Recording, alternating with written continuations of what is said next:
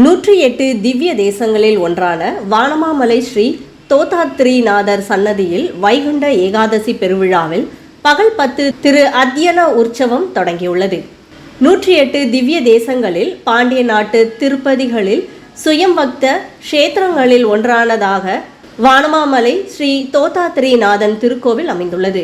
உற்சவர் ஸ்ரீ வரமங்கை கோதா சமேத தெய்வநாயக பெருமாள் வைணவ திருத்தலங்களில் மார்கழி மாதம் நடைபெறும் பகல் 10 உற்சவம் ஸ்ரீமத் பரமஹம்சேத்யாதி மதுரகவி ஸ்ரீ வானமாமலை ராமானுஜஜீயர் சுவாமிகள் அனுகிரகத்துடன் தொடங்கியது. இதற்கான பகல் 10 மண்டபத்தில் ஸ்ரீ தெய்வநாயக பெருமாள் சல்லு அணிந்தும் இருபுறமும் ஸ்ரீ வரமங்கை மற்றும் கோதை சிறப்பு அலங்காரத்தில் அருள் பாலித்தனர். உடன் ஆழ்வாராதிகள் சுவாமி ராமானுஜர் பிள்ளை, லோகாச்சாரியார், நம்ஜீயர், கூரத்தாழ்வான் சுவாமி, மணவாள மாமுனிகள் பெருமாளை சேவித்தபடி எழுந்தருளியிருந்தனர். விழா தொடக்கமாக ஜீயர் சுவாமிகள் எழுந்தருளியதும் முதல் ஆயிரத்தில் பெரிய திருமொழி ஜீயர் சுவாமிகள் மற்றும் பிரபந்த கோஷ்டியினரால் பாடப்படுகின்றது.